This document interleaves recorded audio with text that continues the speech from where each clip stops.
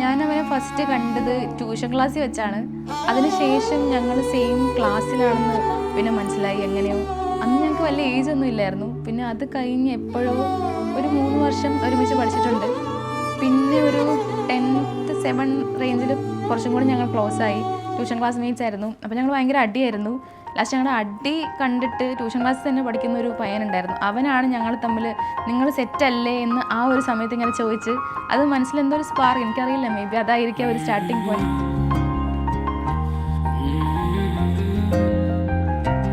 പിന്നെ 10th ഒക്കെ ആയപ്പോഴത്തേക്കും എന്തോ ഒരു ഇൻഫാക്ച്വേഷൻ, അന്നേരത്തെ കാലത്തിൽ ഇൻഫാക്ച്വേഷൻ ആണോ എനിക്കറിയില്ല, അങ്ങനെ ഒരു സംഭവം. പിന്നെ അത് കുറച്ചും കൂടെ വലുതാവുന്നതനുസരിച്ച് അതിങ്ങനെ കൂടിക്കൂടി വന്നു.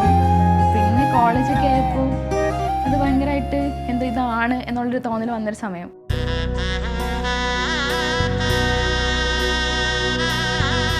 ചേട്ടനായിട്ട് ഇങ്ങനെ സെറ്റായെന്ന് പറയാൻ ഞങ്ങൾ ചിലപ്പോൾ അതിശയിച്ച് പോയിട്ടുണ്ട്. കാരണം ചേട്ടൻ ഭയങ്കര സൈലൻ്റ് ആയിട്ടുള്ളൊരു ക്യാരക്ടറാണ്. ഇത്രയും നാൾ മാനസിച്ച് അതിന് വേണ്ടിയിട്ട് ഇങ്ങനെ വെയിറ്റ് ചെയ്തിരുന്നു.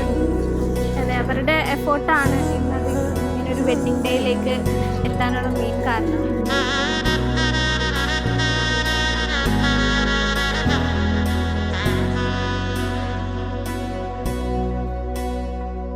എല്ലാ കാര്യങ്ങളും കുറേ നാളായിട്ട് പ്ലാൻ ചെയ്യണതാണ്.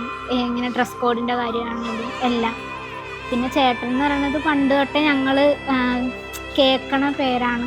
ഞങ്ങൾ വെക്കേഷൻ ടൈമിൽ കസിൻസ് ഒരുമിച്ച് അമ്മ വീട്ടിൽ കൂടുമ്പോൾ എപ്പോഴും കേൾക്കുന്ന ഒരു പേരാണ് രാഹുൽ. ആള് ഭയങ്കര ഇൻട്രോവേർട്ടാണ്, എന്നെ പോലെയല്ല. അപ്പോൾ അതിൻ്റെ ഒരു ചെറിയ വ്യത്യാസങ്ങളുള്ളൂ ഞങ്ങൾ തമ്മിൽ. പക്ഷേ personally I love him so much.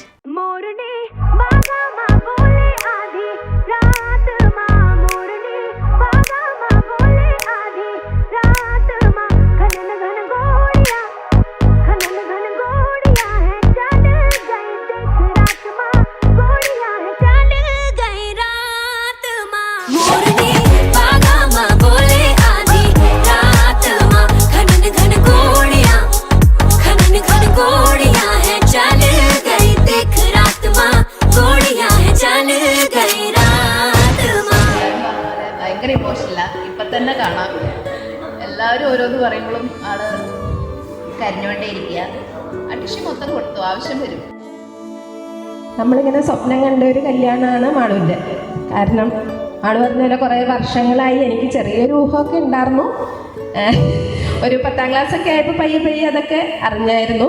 എല്ലാ കാര്യങ്ങളും നല്ല ഭംഗിയായിട്ട് സന്തോഷമായിട്ട് കുറേ വർഷങ്ങൾ ഇങ്ങനെ നല്ല സന്തോഷമായിട്ട് കഴിയിട്ട് കുഞ്ഞഞ്ചിൻ്റെ മാളൂട്ടിക്ക് ഒരുപാട് ആശംസകളും ഒരുപാട് ചക്കര ഉമ്മ.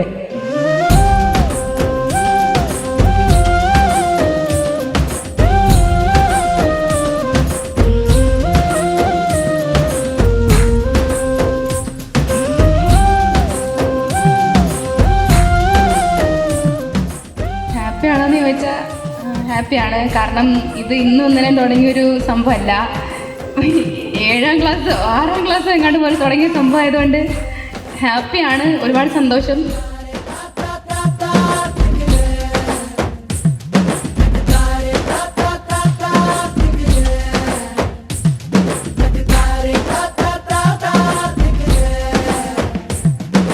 എല്ലാം ആൾച്ചേച്ചിയെ കണ്ട് പഠിക്കരുത് കേട്ടോ, പഠിക്കേണ്ടാത്ത ഒരുപാട് കാര്യങ്ങളുണ്ട്.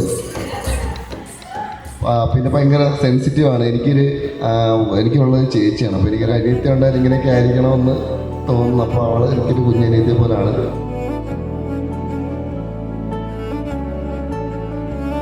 അങ്ങനെ ഒരുപാട് ആഗ്രഹിച്ച് കാത്തിരുന്ന് ചേച്ചിയുടെ ആ ഒരു ദിവസം എത്തി. നമുക്കെല്ലാവർക്കും പെട്ടെന്നായില്ലോ എന്നുള്ളൊരു തോന്നലാണ് വരണേ. അപ്പോൾ നമുക്ക് എല്ലാ വിശ്വാസവും ചേച്ചിക്ക് ഇനി അങ്ങോട്ട് ഫുള്ളുണ്ടാവട്ടെ എന്ന് ഞാൻ പ്രാർത്ഥിക്കുകയാണ്. എനിക്ക് എംലോഫ്റ്റിൽ നിന്ന് തന്നെ ഡ്രസ്സ് എടുക്കണം, ആരും എടുക്കാത്ത കോമ്പിനേഷൻ ചെയ്യണം, അങ്ങനെ കുറേ വെറൈറ്റീസ് ഉള്ളിലുണ്ടായിരുന്നു. എന്തോ ഭാഗ്യത്തിന് ഞാൻ ഉപയോഗിച്ച് എല്ലാം കിട്ടി. സോ അതുകൊണ്ട് ഞാൻ എല്ലാ കാര്യത്തിലും ഞാൻ ഭയങ്കര ഹാപ്പിയാണ്. പിന്നെ എൻ്റെ ഫ്രണ്ട്സ് എല്ലാവരും എൻ്റെ കൂടെ സപ്പോർട്ട് ഉണ്ടായിരുന്നു. എൻ്റെ ഫാമിലി എൻ്റെ എല്ലാ ഇഷ്ടം അംഗീകരിച്ച് എൻ്റെ കൂടെ എല്ലാത്തിനും നിന്നു. So very happy.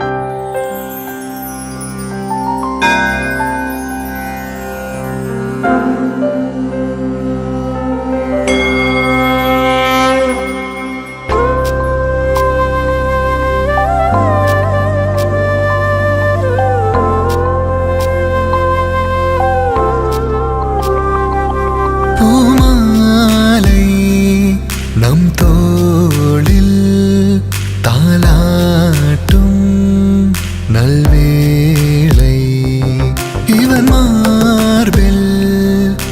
ഇളമാനിൻ വിഴിസായും മണനാളോ തലൈ സായം ഇവൾ നാണം മൂക്കിൽ മൂടും മിനികി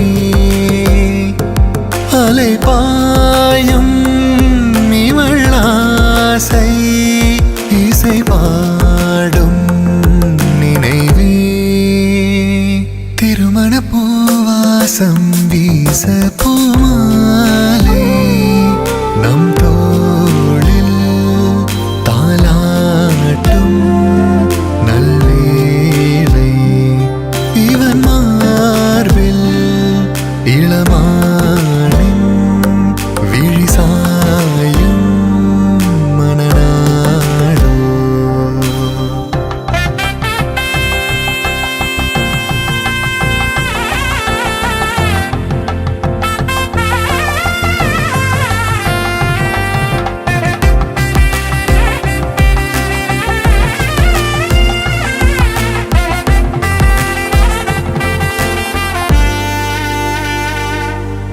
தீரா காதல் எனை தீயாய் தீண்டுதடி நாள்தோறும் போராட்டமா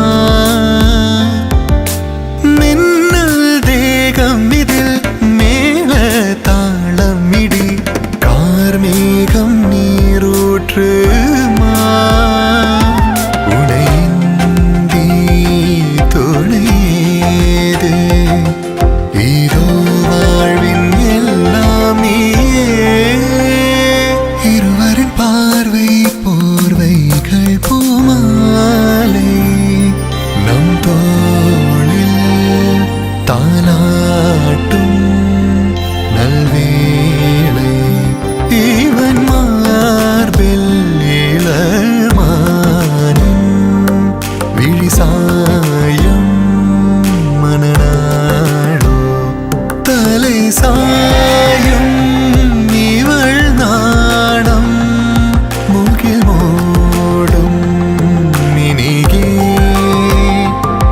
அலை